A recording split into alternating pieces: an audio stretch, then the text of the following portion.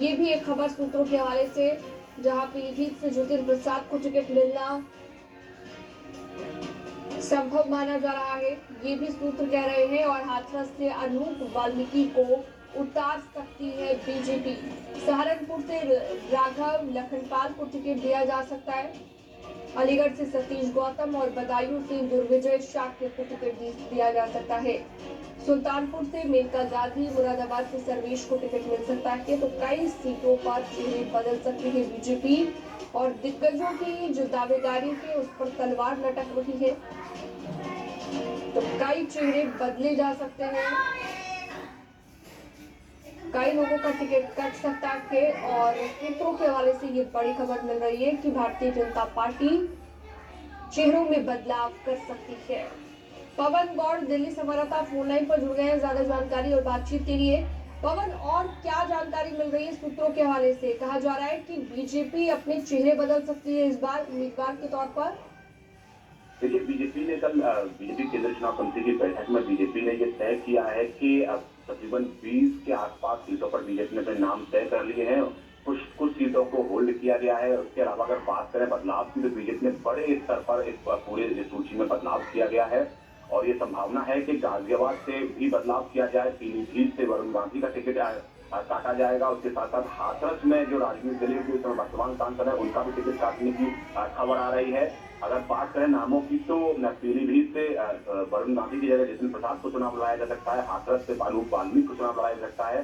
सहारनपुर से राघव लखनपाल फिर से उम्मीदवार हो सकते हैं। अलीगढ़ से सतीश गौतम पर फिर से पार्टी भरोसा जता सकती है। उनके अलावा बदायूं से जहां संघमित्रा मौर्य, जहां से वर्तमान में सांसद है बीजेपी की, उनकी जगह क्षेत्रीय अध्यक्ष दुर्विजय सिंह शाक्य को चुनाव लड़ाया जा सकता है। सुल्तानपुर में मेनका गांधी को फिर से मौका दिया जा सकता है। उसके अलावा मुरादाबाद से सर्वेश कुमार सिंह को बीजेपी टिकट दे सकती है। उसके साथ साथ अगर बात करें तो कुछ सीटों को अभी होल्ड कर लिया गया है। जैसे अगर रायबरेली की बात करें, मैनपुरी की बात करें, या उनके अलावा गाजीपुर, या उनके अलावा बात करें कि बलिया की, तो ऐसी सीटों को अभी होल्ड कर लिया गया है। कभी अभी और फिर से जो केंद्रीय नेतृत्व है पार्टी का और चर्चा करेगा अभी, और विपक्ष के उम्मीदवार कौन कौन है उस हिसाब से देखकर इन सब चीजों पर फैसला लेने वाला है। तो बीजेपी ने देर रात हुई जो केंद्रीय चुनाव समिति की बैठक में, बिल्कुल कई ऐसी चीजें हैं जिन्हें बीजेपी ध्यान में रख रही है जब भी अपने प्रत्याशी का चुनाव बीजेपी कर रही है, और इसके लिए मंथन भी लगातार हो रहा है।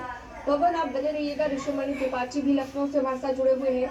ऋषिमणि, कौन से वो फैक्टर्स है, कौन से वो पॉइंट्स है जिनका बीजेपी खासतौर पर ध्यान रख रही है चेहरा बदलते वक्त और दोबारा से टिकट देते वक्त? देखिए, जो सबसे बड़ा और सबसे अहम क्राइटेरिया है वो यही है जिताऊ कैंडिडेट। वो किसी जो वो प्रत्याशी बनेगा जो हर सूरत में जिताऊ होगा।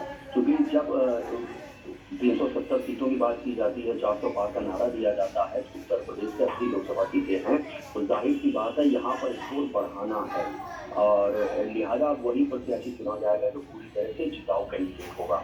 कुछ सीटें ऐसी हैं जिनको लेकर के कुछ गफलत चल रही थी। ये बताया जा रहा है कि दूसरे और तीसरे चरण में जहाँ पर चुनाव होना है वहाँ के प्रत्याशियों का नाम करीब करीब फाइनल हो गया है। पहले चरण के लिए भी 3 सीटों के प्रत्याशियों का नाम फाइनल नहीं हुआ था, लिहाजा उन 3 का भी नाम आ सकता है। तो पहले चरण के 3 लोकसभा सीटों और दूसरे तीसरे चरण में जो लोकसभा सीटें हैं उनके लिए प्रत्याशियों का नाम फाइनल हो चुका है। आज किसी भी समय उनकी घोषणा की जा सकती है। जैसा कि हमारे सहयोगी भी बता रहे थे कि जैसे पीलीभीत में सबसे जो अहम माना जा रहा था वरुण गांधी को टिकट मिलेगा या नहीं, करीब करीब ये कयास लगाए जा रहे हैं कि अब वरुण गांधी से वहां से यहाँ मंत्री जितिन प्रसाद को उतारा जा सकता है। तो वहीं गाजियाबाद को लेकर के भी संशय बना हुआ था। गाजियाबाद में भी अतुल गर्ग के नाम की चर्चा सबसे ऊपर चल रही है। मेरठ से सत्येंद्र सिसोदिया, बरेली से सतपाल गंगवार, सहारनपुर से राघव लखनपाल, इन सब के नामों पर चर्चा हुई और माना जा रहा है कि यही नाम फाइनल हो सकता है।